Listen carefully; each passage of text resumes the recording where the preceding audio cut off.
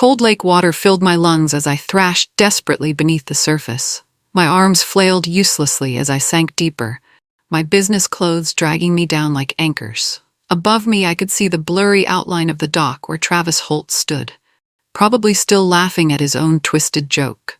"I can't swim," I had screamed just moments before, but he pushed me anyway. The last thing I heard before hitting the water was his cruel laughter and those words that would haunt me. "Don't be so dramatic, Leila." My chest burned as water rushed into my mouth and nose. This was it. I was going to die because my boss thought it was funny to push me into a lake. The irony wasn't lost on me. I'd spent months trying to save other people through our nonprofit work, and now I couldn't even save myself. Everything went black as I felt my body giving up the fight. In those final seconds of consciousness, one thought echoed in my mind: Travis Holt was going to pay for this. If I somehow survived, I would make sure the whole world knew exactly what kind of monster he really was. The darkness swallowed me whole, and I wondered if anyone would even care that I was gone.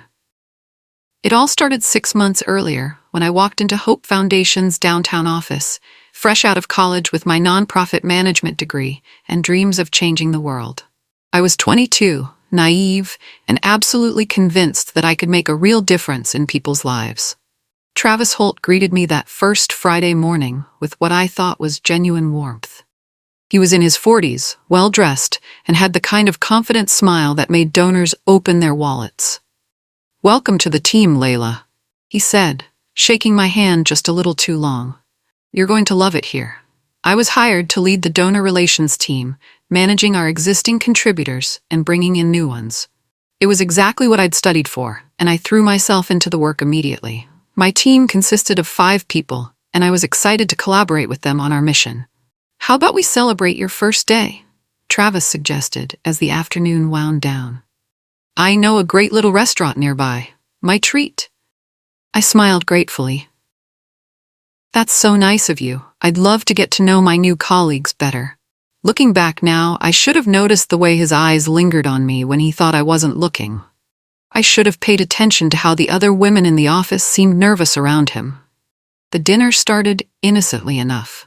Travis chose an upscale Italian place with dim lighting and intimate seating. He asked about my background, my goals, and seemed genuinely interested in my answers. I found myself relaxing, thinking how lucky I was to have such a supportive boss. "You remind me of myself when I was starting out," he said over dessert. "Passionate, driven, beautiful." He paused on that last word, letting it hang in the air uncomfortably. When the check came, he insisted on paying. "Consider it a signing bonus," he laughed. Then, as we stood to leave, he moved closer than necessary. "You know, I live just a few blocks from here. Why don't you come up for a nightcap? We could discuss your role in more detail." My stomach dropped. This wasn't colleague bonding. This was something else entirely. "Oh, I'm sorry, but I have an early morning tomorrow," I said quickly, grabbing my purse. "Rain check?" His smile faltered for just a moment before returning full force. "Of course, another time." He stood up, tossed his credit card on the table, and walked out without another word, leaving me sitting there alone. I sat in stunned silence, trying to process what had just happened. Was I overreacting? Maybe he really was just being friendly. Monday morning, I decided to put the awkward dinner behind me and focus on work. I arrived early, eager to meet my team and dive into our current campaigns. The Hope Foundation's mission was beautiful on paper, helping struggling families, supporting veterans, and providing disaster relief. My team trickled in throughout the morning. There was Mandy, a blonde woman in her late 20s, who seemed more interested in her makeup than our morning briefing. Sarah and Jennifer were in their 30s, both competent but oddly distant. The 2 men, Mike and David, barely acknowledged my presence. "Okay, everyone," I began enthusiastically, "let's talk about our upcoming Veteran Support Initiative. We need to finalize the donor outreach strategy by end of day." Mandy looked up from her phone. "End of day? That seems pretty rushed." "The proposal is due tomorrow," I explained, confused. "It should only take a few hours to compile our contact lists and draft the emails." Sarah shrugged. "I'll try to get to it this week." "This week?" I repeated. "No, we need this today." The foundation board is expecting our numbers tomorrow morning." The room fell silent. Everyone exchanged glances, but nobody moved to start working. I spent the rest of the day doing the work myself, while my team found various excuses to disappear. The pattern continued for weeks. Every project that should have taken my team of 5 a few hours somehow became my solo responsibility. A 3-day campaign strategy took them 2 weeks to deliver, and even then, it was half-finished and full of errors. I started staying late every night, fixing their mistakes and completing their assignments. Travis would walk by my office, seeing me hunched over my computer at 8, 9, even 10 o'clock. "You're such a dedicated worker, Leila," he'd say, lingering in my doorway. "Most people your age don't have that kind of commitment." I'd smile politely and keep working, but I could feel his eyes on me. Sometimes he'd find excuses to come closer, supposedly to look at my computer screen, but really to lean over me in a way that made my skin crawl. "You know," he said one evening when we were alone in the office, "I could really use someone like you on my personal projects. Someone I can trust." His hand brushed against my shoulder as he spoke. I tensed up immediately. "I'm pretty swamped with the donor relations work right now," I said without looking up. He chuckled softly. "All work and no play, Leila. You need to learn to relax a little."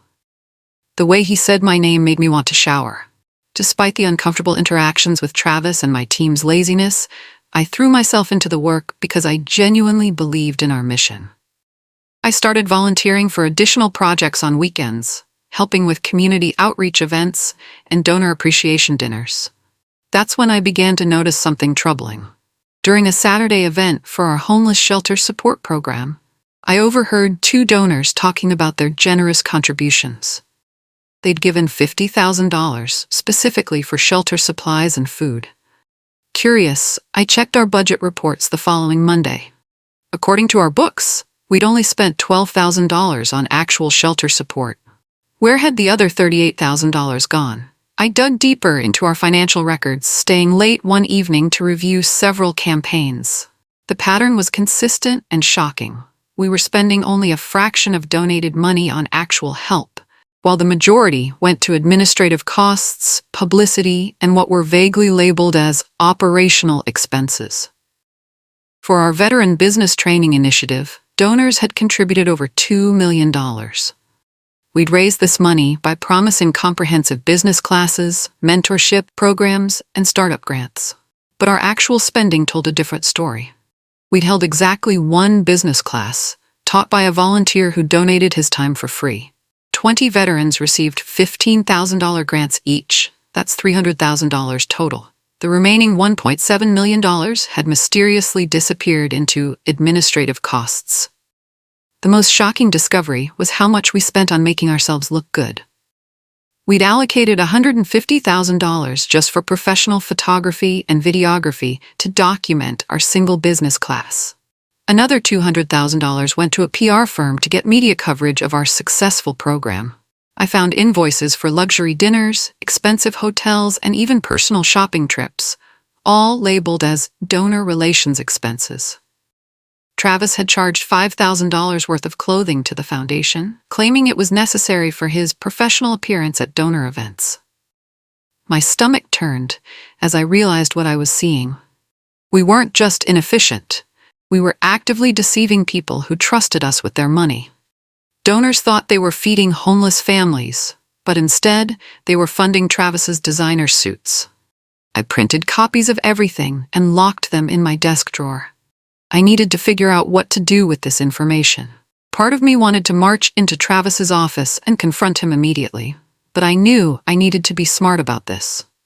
The next morning, I tried to focus on my regular work, but I kept thinking about Mrs. Patterson, an elderly woman who donated her entire $10,000 inheritance to our homeless program because her son had died on the streets. She believed she was honoring his memory by helping others. We'd betrayed her trust, and that made me angrier than anything Travis had done to me personally. As the weeks passed, Travis's inappropriate behavior escalated. He started finding excuses to touch my arm during meetings, standing too close when reviewing documents, and making comments about my appearance that had nothing to do with work. "That dress is very flattering on you, Leila," he'd say during team meetings, making everyone uncomfortable. "Don't you think so, Mike?" The men on my team would nod awkwardly while the women looked away. I began to understand why my team was so dysfunctional. They were all walking on eggshells around Travis's inappropriate behavior.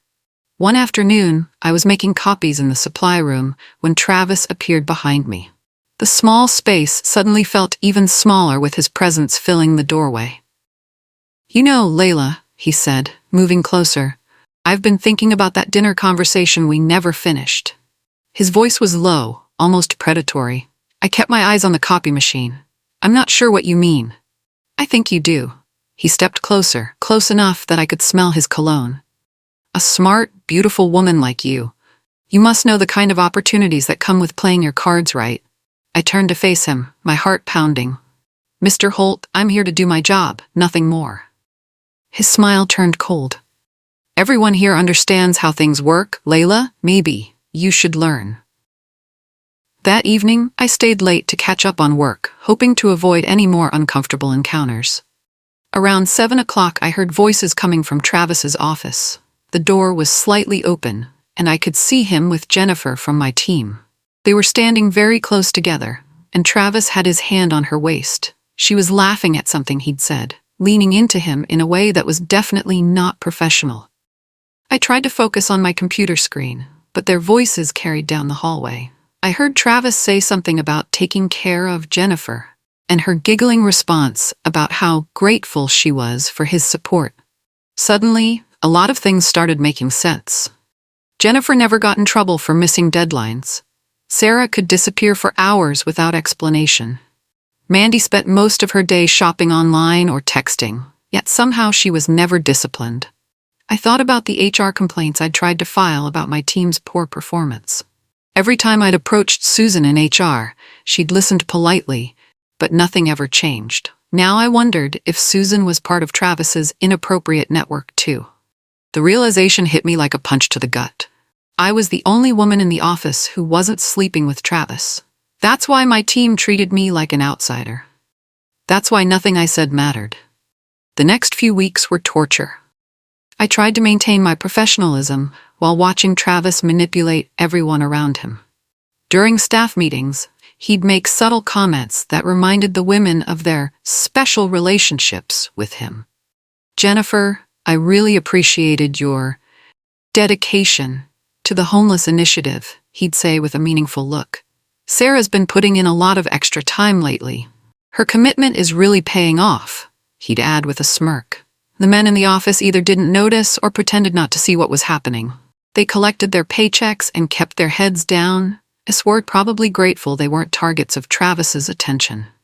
I started eating lunch alone, avoiding the break room where my teammates would whisper and giggle about their weekend plans with Travis. I felt completely isolated, like I was working in a parallel universe where normal professional standards didn't exist.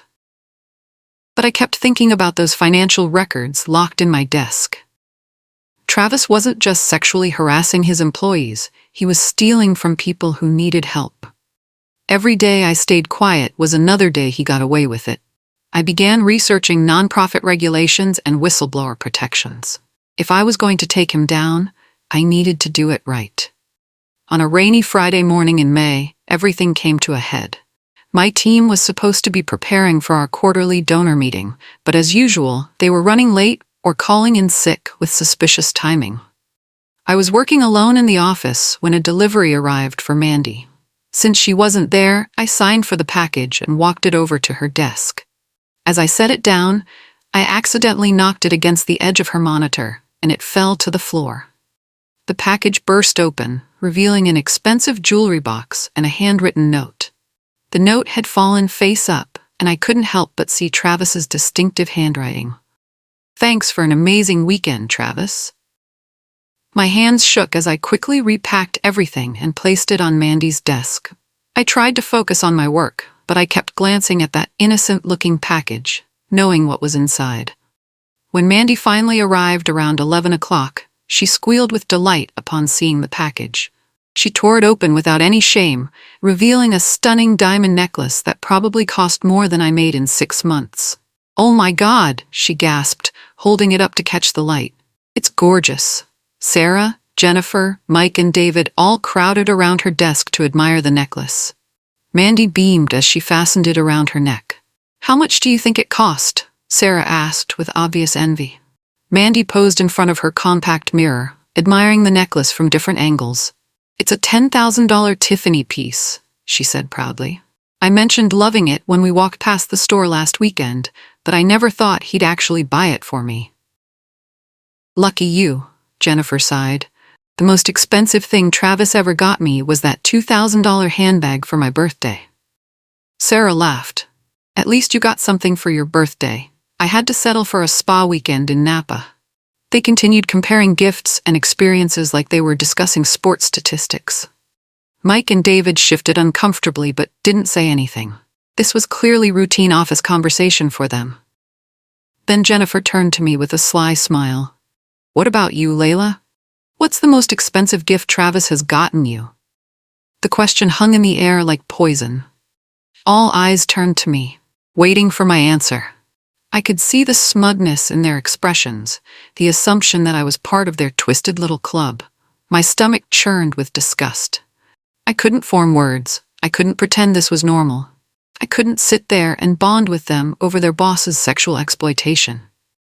Without saying a word, I stood up, grabbed my purse, and walked out of the office. Behind me, I heard their surprised murmurs turn into cruel laughter. Let them laugh. At least I could still look at myself in the mirror. I spent my lunch breaks sitting in my car, crying and trying to figure out what to do. I felt completely alone and helpless. How could I fight a system where everyone was complicit? How could I report sexual harassment when the victims didn't want to be saved? But then I thought about Mrs. Patterson again, and all the other donors who trusted us with their money. They deserved better than this. The homeless families, the struggling veterans, the disaster victims, they all deserved better. I drove back to the office with new determination. I would document everything. I would gather evidence. And when the time was right, I would expose Travis Holt for exactly what he was. The afternoon was awkward, with my teammates shooting me curious glances and whispering among themselves. But I focused on my work, updating donor files and preparing for our upcoming campaigns. Around 4 o'clock, Travis stopped by my desk. "Everything okay, Leila? I heard you had to step out earlier." His tone was casual, but I could see the calculation in his eyes. He was trying to figure out what I'd seen and what I might do about it. "I'm fine," I said without looking up from my computer. "Just needed some fresh air." He lingered for a moment longer than necessary. "You know, you seem stressed lately. Maybe you should consider taking some time off. Relax a little." It sounded like a suggestion, but I heard the threat underneath. June arrived with news of our annual team-building retreat at Lake Harmony Resort. The entire staff would spend a long weekend at an expensive lake house, supposedly to strengthen our working relationships and plan for the upcoming fiscal year. Everyone was excited about the trip. My teammates chattered about spa treatments, hiking trails, and the resort's famous wine cellar. I tried to share their enthusiasm, but the thought of spending 3 days trapped with Travis in a remote location made me anxious. "I can't wait to see everyone in their swimwear," Travis announced during our planning meeting, his eyes fixed on me. "Especially you, Leila. I bet you look amazing in a bikini." "Actually, I won't be swimming," I said quickly. "I never learned how." Travis's smile widened. "Really? Well, we'll have to fix that. I'm an excellent swimming instructor." The way he said it made my skin crawl. Several of my female coworkers giggled, as if his inappropriate comment was charming instead of horrifying. "No thank you," I said firmly. "I'll be staying far away from the water." "We'll see about that," he said with a wink that made my blood run cold. I spent the rest of the meeting trying to figure out how to get out of the retreat, but I knew there was no way Travis would let me skip it. Missing the trip would be seen as not being a team player, grounds for termination. The week before our retreat, disaster struck. The Henderson Foundation, our largest annual donor, sent a formal letter withdrawing their support. They'd been contributing $500,000 every year for the past 5 years, money that was supposed to fund our emergency relief programs. The entire office was in panic mode. Travis called an emergency meeting, demanding to know what had gone wrong. Everyone looked around nervously, but nobody had answers. That afternoon, I decided to call Rebecca Henderson, the foundation's board chair, to see if I could salvage the relationship. Rebecca had always been kind to me during our previous interactions, and I hoped she might explain what had happened. "Leila," Rebecca sighed when I reached her. "I was hoping someone from your organization would call, but I expected it to be Travis." "He's been busy," I said diplomatically. "Could you help me understand why you've decided to withdraw support? We really value our partnership." There was a long pause. "Honestly, Leila, we've lost trust in your organization. We sent someone to evaluate your programs last month, and what they found was deeply troubling." My heart sank.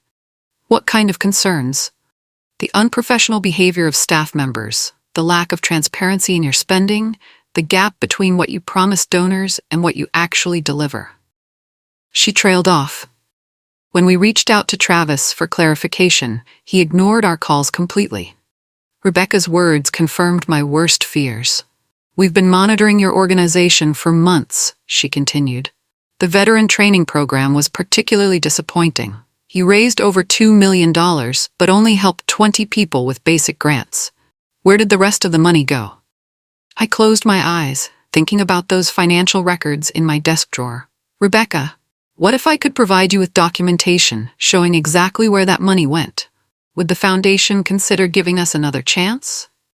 "That would depend on what the documentation revealed," she said carefully, "and whether your organization was willing to make significant changes to ensure accountability." After hanging up, I sat in my office staring at my locked desk drawer. I had the power to save our relationship with the Henderson Foundation, but it would mean exposing Travis's financial misconduct. It would mean starting a war I wasn't sure I could win. But I thought about all the people we were supposed to be helping, and I knew what I had to do. At the lake retreat, I would confront Travis about the missing money and demand he contact Rebecca personally to address her concerns. I had no idea how catastrophically wrong that decision would go. Lake Harmony Resort was everything I'd expected. Expensive, isolated, and perfect for Travis's inappropriate behavior. The main lodge overlooked a pristine lake surrounded by mountains, with several smaller cabins scattered along the shoreline. Our group checked in Friday afternoon, and Travis immediately began drinking at the resort bar. By evening, he was holding court with several female staff members, regaling them with stories that became more inappropriate with each cocktail. I spent dinner trying to avoid his attention, but he kept making comments about how uptight I seemed and how I needed to loosen up. When he suggested we all go skinny dipping after dessert, I excused myself and went to my cabin. Saturday morning, I found Travis standing on the dock behind the main lodge, shirtless and clearly hungover. The lake stretched out behind him, its surface perfectly calm in the morning light. This was my chance to talk to him privately about the Henderson Foundation. "Travis, we need to discuss the Henderson situation," I said, approaching cautiously. He turned around, squinting in the sunlight. "Jesus, Leila, it's barely 9 o'clock. Can't this wait?" "No, it can't wait. Rebecca Henderson called me yesterday. They're pulling funding because they don't trust our organization anymore. You need to call her personally, and—" "I don't need to do anything," he interrupted. "We're here to relax, not talk about business." Travis stepped closer to me, and I could smell alcohol on his breath even though it was morning. "You know what your problem is, Leila? You take everything too seriously. You need to learn how to have fun." "This is serious," I insisted, backing away slightly. "We're losing $500,000 in annual funding because—" "Because what?" His voice turned aggressive. "Because I don't jump every time some uptight board chair snaps her fingers? We'll find other donors." "With what? Our reputation is being destroyed by—" I stopped myself before saying too much, but Travis caught the implication. His eyes narrowed dangerously. "By what exactly? What are you suggesting, Leila?" I realized I'd made a mistake. I wasn't ready for this confrontation. I didn't have my evidence with me, and we were completely alone on this isolated dock. "I'm just saying we need to be more transparent with our spending," I said, trying to de-escalate the situation. "Transparent?" he repeated, moving even closer. You think you know something about my business, don't you? Before I could respond, he grabbed my arms and pulled me against him. His grip was strong enough to bruise, and I could feel his fingernails digging into my skin. Travis, stop, I said firmly, trying to pull away. Come on, Leila. Stop playing hard to get. We both know why you're really here. His hands moved to my waist, then lower, grabbing me in a way that made me feel sick. Everyone else understands how things work around here. Time for you to get with the program. Let go of me, I said louder, panic rising in my chest. But instead of releasing me, he tried to force his mouth against mine.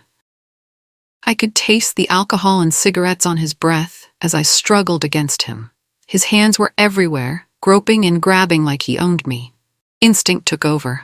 I pulled my right hand free and slapped him across the face as hard as I could.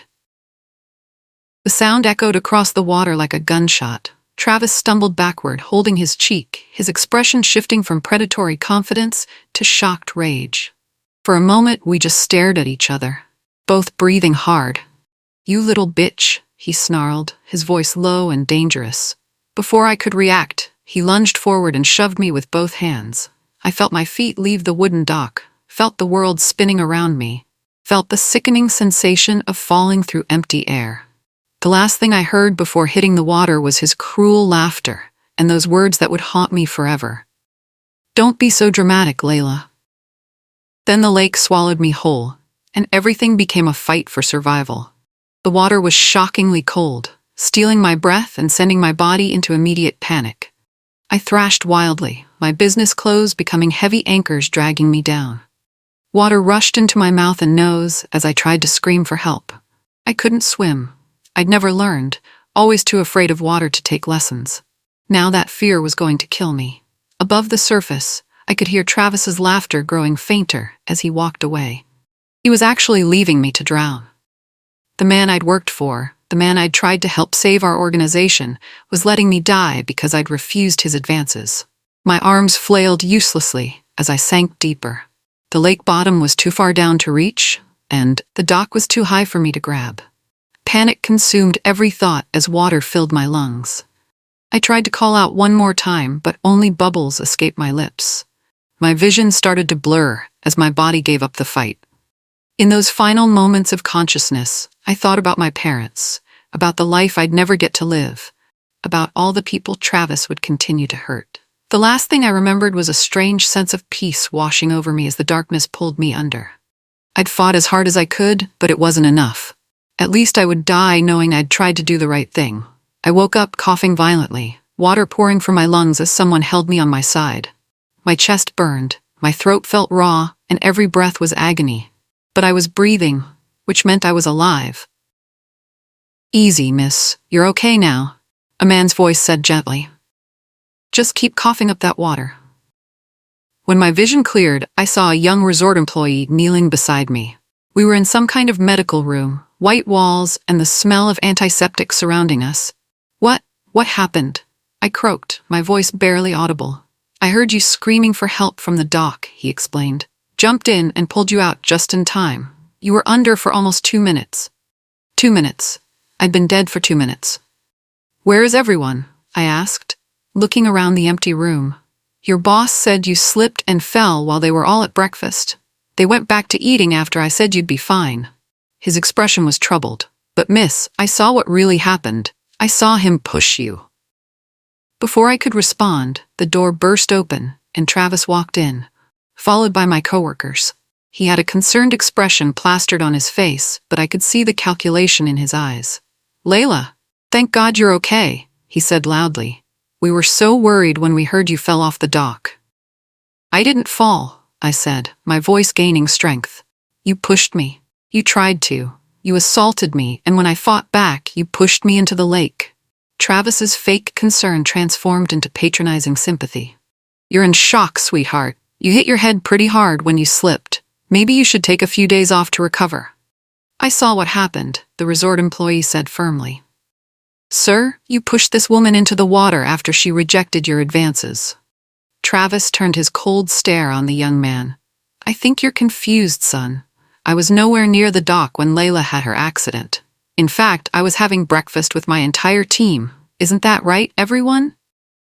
To my horror, my coworkers all nodded in agreement. Mandy stepped forward with fake concern. We were all together in the dining room when we heard the splash. Travis immediately ran to help. "That's right," Jennifer added. "We saw Leila slap Travis earlier for no reason, and then she stormed off toward the lake. She must have slipped on the wet dock." Sarah nodded vigorously. She was acting really strange all morning. Maybe she had some kind of breakdown. I stared at them in disbelief. These people had watched me nearly die, and now they were lying to protect the man who'd tried to kill me. "Get away from me," I whispered, then louder. "Get away from me." The resort employee looked between me and my coworkers, clearly confused by their coordinated lies. "But I saw."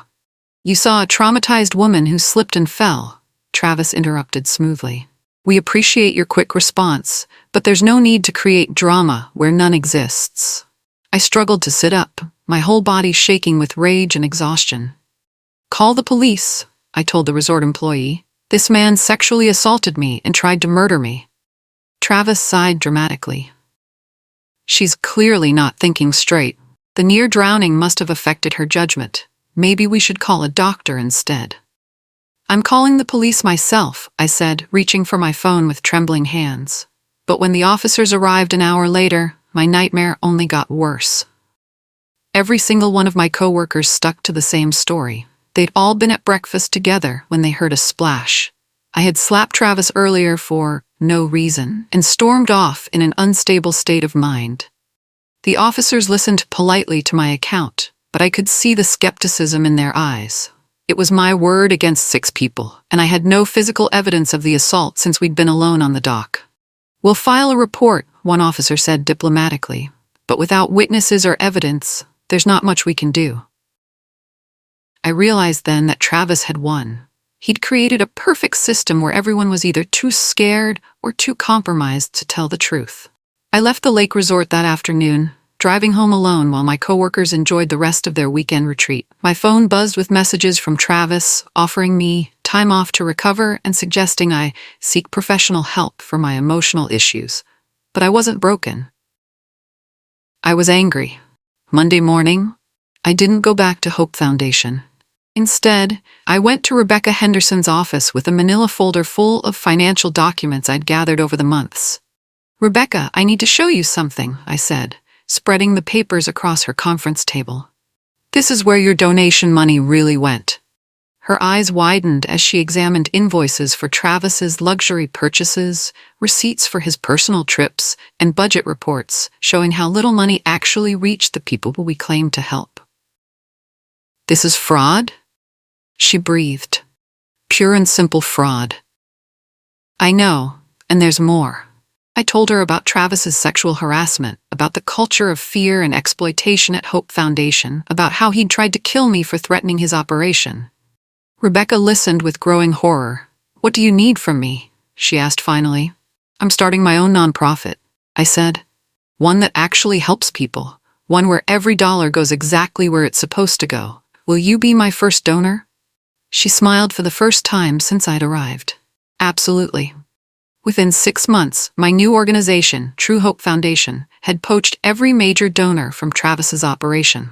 I reached out personally to each contributor, explaining exactly how their money had been misused and offering them transparent, accountable alternatives.